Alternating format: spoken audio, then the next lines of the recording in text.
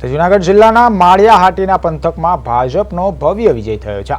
સ્થાનિક સ્વરાજ્યની ચૂંટણીમાં જિલ્લા પંચાયત અને તાલુકા પંચાયતની બેઠકો પર ભાજપે જબરજસ્ત દેખાવ કરતા વિજય ઉત્સવ મનાવવામાં આવ્યો હતો।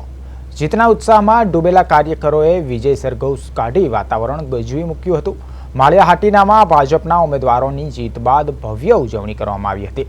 જિલ્લા પંચાયતની તમામ 5 બેઠકો અને તાલુકા પંચાયતની 20માંથી 14 બેઠકો પર ભાજપનો વિજય થયો છે।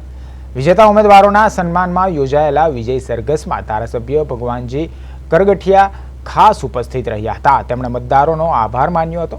ઢોલ નગારાના તાલે કાર્યકરો મન મૂકીને નાચ્યા હતા અને આતિશબાજી કરીને જીતને વધામણી આપી હતી। માળિયા તાલુકામાં ભારતીય જનતા પાર્ટીએ તમામ ઉમેદવારો ઊભા રાખ્યા હતા।